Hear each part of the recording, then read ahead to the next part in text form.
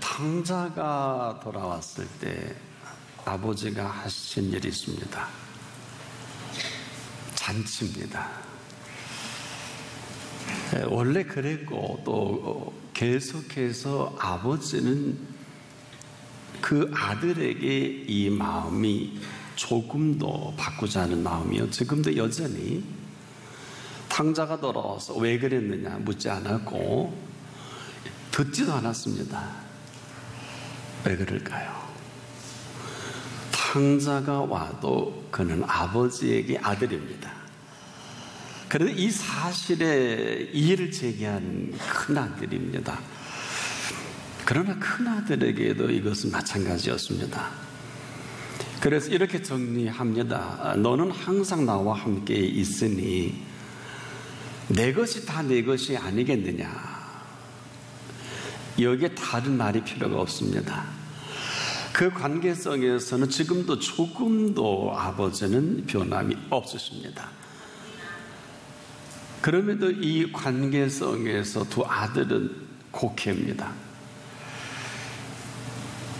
탕자나 큰아들이나 즉 둘째 아들인 이 탕자, 드러난 탕자라면 큰아들은 드러나지 않은 탕자입니다.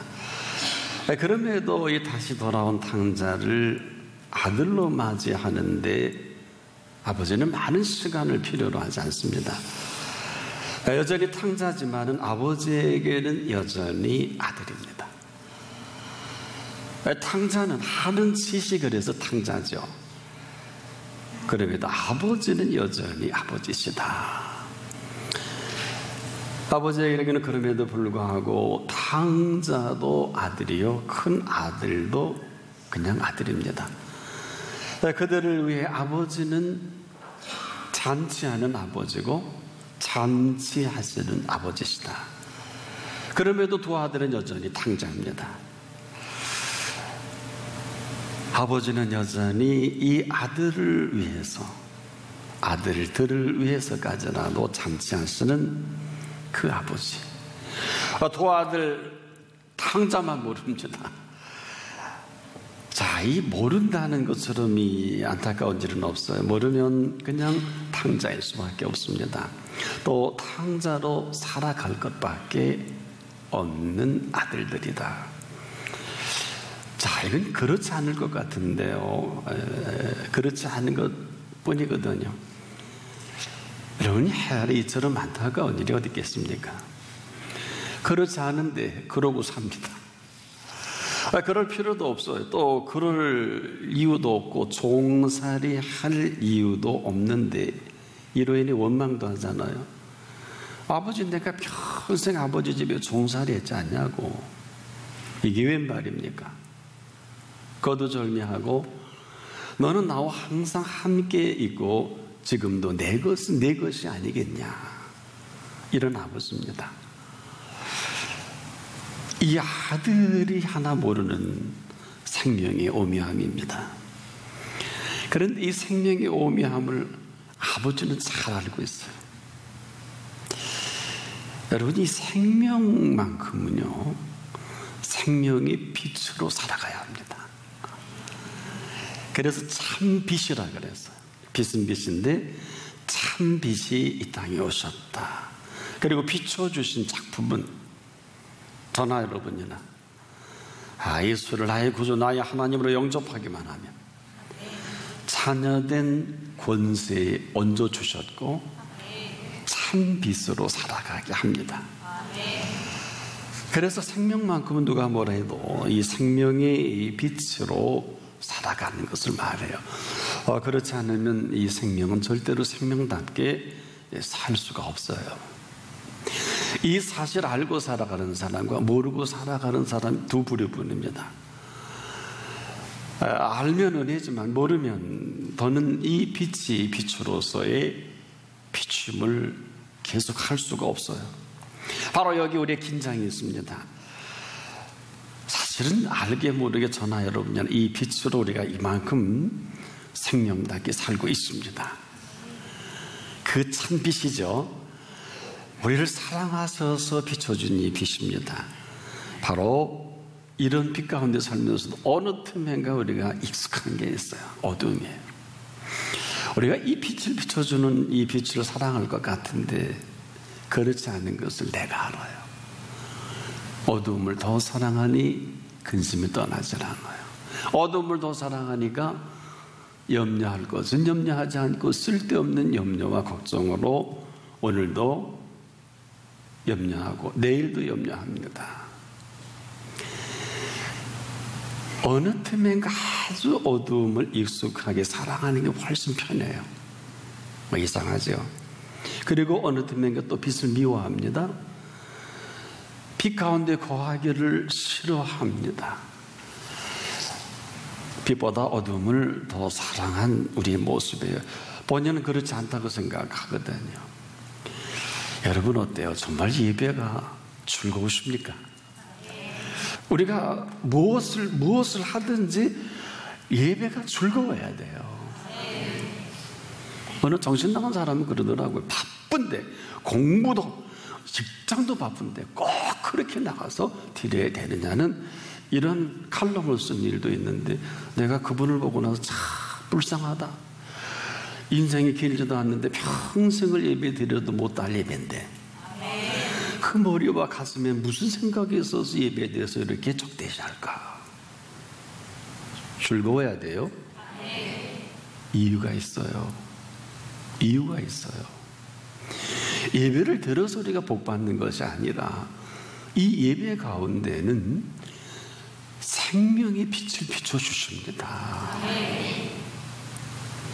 그래서 그분의 치료법은 너무 탁월해서 우리의 즐거움만 치료하신 여호와 라파가 아니라 우리의 영과 혼과 몸을 지금도 치료하고 계세요. 그분을 근본 치료 의사다. 이렇게 우리가 갖고 있는 문화권 속의 용어를, 현대의 모든 탁월한 의사 선생님들은 증상 치료 의학자시면 그분은 근본 치료 의학자세요. 그래서 이게 심각한 거예요. 우리의 영을, 우리의 혼을, 우리의 몸을 지금도 그 빛으로 치료해 주십니다. 여러분 정말 중요한 것들은 지금도 방사능 치료를 하지 않겠습니까? 그런데 지금 우리만 몰라요. 우리를 지으셨기 때문에 우리는 알 필요는 없어요. 아마 오늘 저와 여러분이 혹시 몸에 질고가 있으신 분 꼭 치료받기를 축복합니다. 뭐 안 받으면 나만 힘들지 않아요? 그건 알아서 정리하세요. 저는 목회자지만 말씀을 전하지만 끊임없이 이런 체험을 수도 없이 합니다. 이것은 뭐 일일이 다 말씀드리기 좀 그렇겠습니다만은 이런 경험을 하지 못한 사람들을 저는 참 안타깝게, 아니 무엇으로 무슨 힘으로 이 세대를 살아갈 수 있을까? 여러분 텔레비전 채널 테레도 수백 개요. 지금 뭐 SNS, 지금 뭐 이 컴퓨터, 스마트폰이 사람 덕을 다 뺏어가고 있지 않겠습니까? 지금 우리가 관심을 가져야 될 분야가 너무너무 많은데 여러분이 정말 가장 관심 있어 하는 분이 누구십니까? 근데 그분이 우리의 모든 것들을 좀 알아서 잘 정리해 주면 참 좋겠는데 이 세상에 그런 분은 안 계신 것 같아요.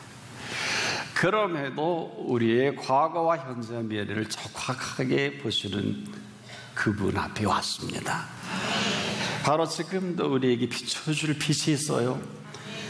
그럼에도 이렇게 그 빛으로 여기까지 살아왔는데 문제는 이후로의 비춰질 빛입니다. 우리가 어두움을 사랑하지만 않는다면 그 빛이 저나 여러분을 살아가게 할 비춰질 빛입니다. 나를 이렇게 살아 숨쉬게 하는 빛인 건 아십니까? 더불어 우리 영과 혼과 몸을 지금도 끊임없이 알게 모르게 이 빛으로 보듬어 가시는 아주 신비한 힘이 있습니다. 그래서 이것을 인격적으로 맞이하는 삶의 감동이 있는 분들은 늘 찬송이 끊어지지 않아. 이 기쁨과 즐거움은 위로부터 준 기쁨과 즐거움 속에 예수님이 그러셨죠. 뭘 준다 그랬어요. 내가 평안을 너에게 주노라. 우리가 얻어진 것은 편안한 것. 이 땅은 평안이 없어요.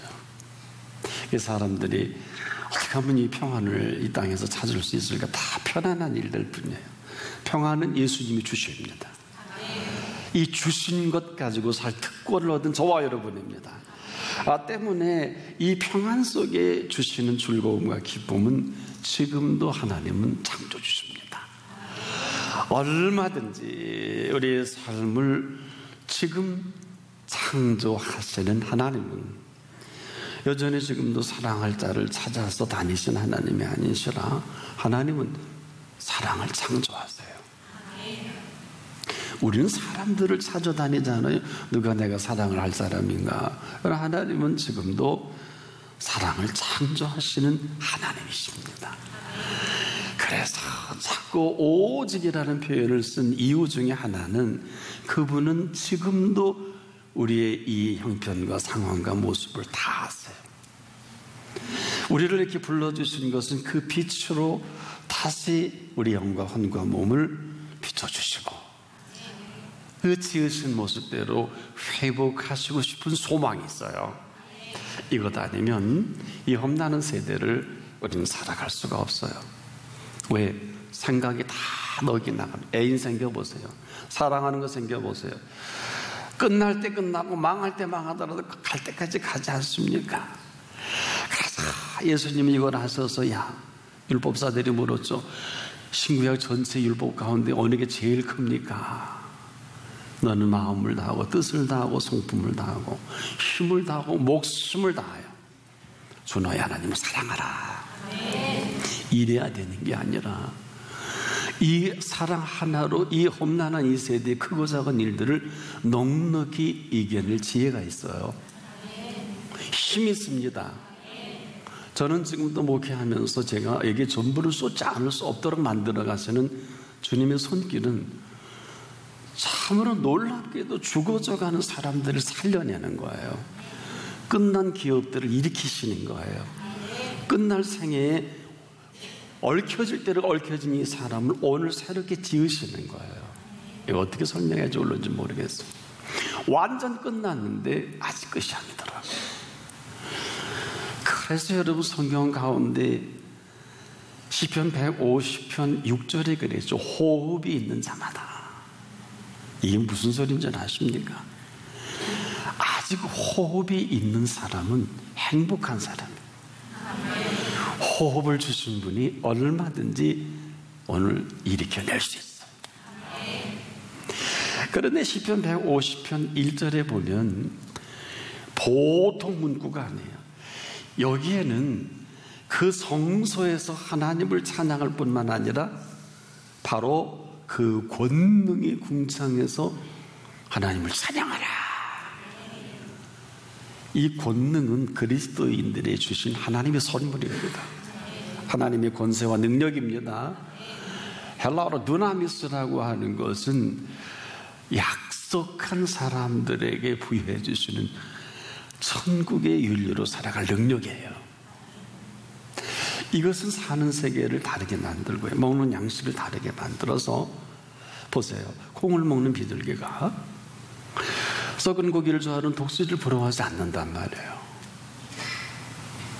푸른 초장에서 그 풀을 뜯고 먹고 사는 양들이 피 흘리는 그 짐승의 고기를 먹고 사는 사자를 부러워하지 않는다니까요. 이유가 뭘까요? 사는 세계가 다르고 먹는 양식이 달라서 그래요.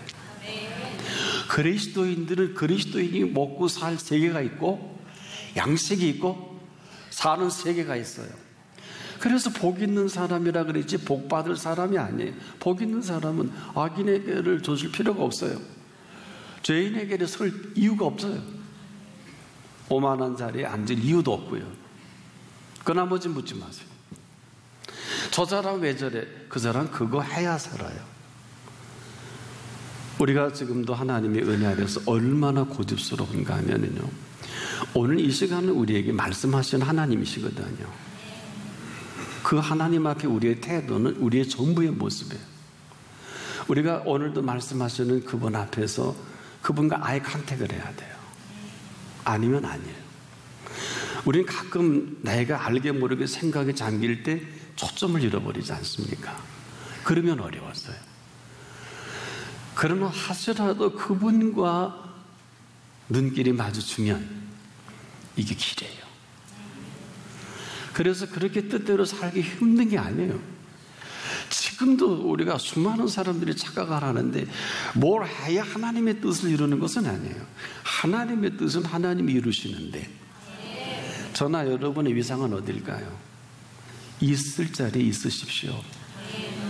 여러분 도구가요, 쓰기 불편하면 그분이 쓸 수가 없어요. 첫째, 도구는 있을 자리에 있어야 돼요. 쓰든 안 쓰든 왜 나를 이렇게 25년 두고 쓰지 않느냐, 그래도 도구는 제자리에 있어야 돼요. 왜? 가장 탁월한 의사가 수술할 때 도구가 옆에 있어야 수술이 잘 끝납니다. 그런데 필요할 때 도구가 발에 달려서 없다든지, 도구가 누가 필요해서 먼저 썼다든지 그러면 끝난 거예요. 도구는 쓰시는 분이 편해야 돼요. 도구가 뭐래요? 저나 여러분이나 도구 아닙니까?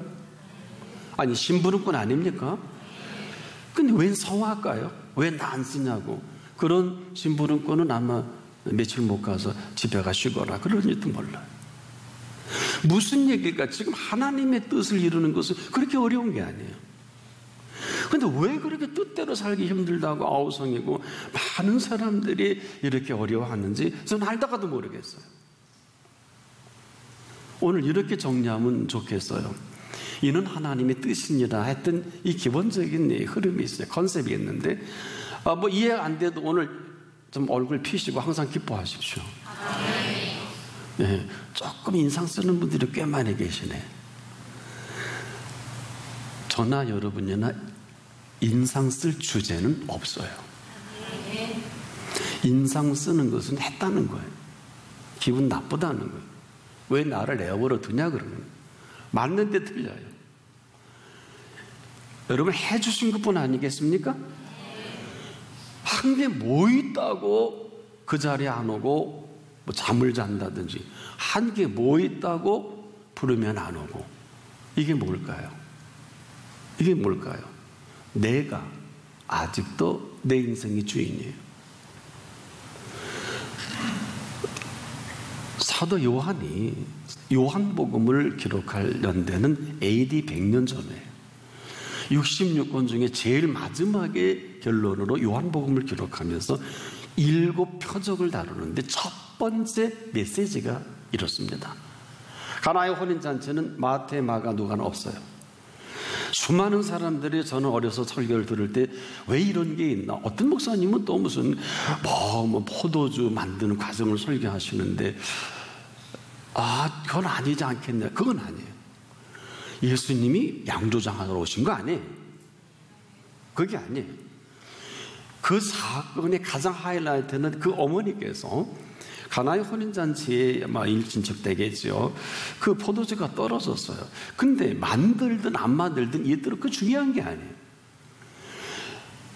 그걸 예리하게 지켜보고 있다가 어머니가 예수님께 부탁을 하잖아요. 이게 아마 잔치 영이 끊어져서는 안 될 거 아니겠느냐. 그런데 포도주가 떨어졌다고 하니까 예수님이 나와 무슨 상관이 있습니까? 아주 깨끗하게 거절합니다. 근데 끝났을 것 같은데 요 말씀을 어머니께서, 얘들아, 무슨 말씀을 하시든지 그대로 하라. 아니면 아닌 대로, 하라면 한 대로. 요 한 마디가, 저나 여러분이나 지금 조사를 잘 구사해야 되고요. 조어와 목적어, 주어, 동사를 잘 구사해야 돼요. 왜? 만약에 예수의 어머니께서 다른 말씀 하셨으면 기록이 안 됐어요. 그래서 마태, 마가, 누가는 이 뜻이 무엇인지 몰라요. 요한은 꿰뚫었습니다. 무슨 말씀을 하시든지 그대로 하라. 어떤 일이 벌어졌나요? 무슨 말씀을 하시든지 그대로 하는 그 사람에게 하나님의 뜻을 이루어 갔습니다. 가장 중요한 것은 여러분, 하나님의 일을 무엇을 해서 이루는 게 아닙니다. 지금도 여전히 하나님의 일은 하나님이 하십니다. 사랑하는 여러분, 하나님은 살아계신 하나님이시지 않겠습니까? 하나님은 지금도 일하시는 하나님이시지 않겠습니까? 생명만큼은 이 빛으로 힘을 얻어야 합니다. 누가 뭐라고 해도 생명만큼은 이 빛의 비춤을 받아야 합니다. 산천초목만 이 태양계의 빛이 필요한 게 아니에요. 저와 여러분에게는 참빛인 생명의 빛이 비춰질 때 제대로 볼 수가 있어요. 제대로 들을 수가 있어요. 제대로 말할 수 있습니다. 생각 속에 그 빛이 비춰진다면 비춰진 그 생각으로 오늘을 살아가게 하고 오늘 생각하게 합니다. 내 생각은 내 생각과 다르고 내 길은 내 길과 달라서 조심하셔야 될 것은, 중요한 일을 하시는 분은 꼭 점검하세요. 그거 한번 나가서 일 만들면 평생 수발하다가 어떻게 잘못 보증 서서 빚으로 평생 고생하는 분 많이 계시니 너무 안타까워서 그래요. 분별학 영이 있기를 바랍니다. 그래서 우리가 지금도 일을 만들어서 평생 거의 다 90% 이상 많은 사람들의 일을 만든 거 수습하다가 인생 망치는 경우가 많아요. 여러분, 그럴 필요 없어요. 일을 창조하시는 하나님의 인도받기를 바랍니다. 한번 깊이 생각해 보세요. 왜 일만 만드세요? 일 안 만들면 일 없잖아요. 그 대신 인도받으세요. 중요한 중차대한 일일수록 더 합니다. 정말 많은 걸 투자한다든지 정말 중요한 결정을 한다든지 이런 것들은 꼭 그분의 인도가 있기를 바랍니다. 인도가 있으면 그 나머지 책임을 다 져주세요. 어떤 일이든, 유학의 길이든 결혼의 문제든 사업의 문제든, 또 우리가 지금도 하나님의 뜻을 묻는 그 모든 것까지라도 그분은 생명의 빛으로 우리 인도해 주십니다. 오늘 이 자리가 그런 자리예요. 왜 아브라함인 줄 아세요? 아브라함이 저와 여러분과 다른 점이 뭘까요? 오늘 많은 사람들은 없어, 돈도 건강도 상황도 다 끝났어, 맞는데 틀려요. 없다고요. 그런데 아브라함은 그렇게 생각하지 않았어요. 생각이 구원받은 사람은 어떠냐? 생각도 구원받아야 돼요. 없는 것을 있는 것 같이 여겼습니다. 바랄 수 없는 중에 오늘 바라고 믿습니다.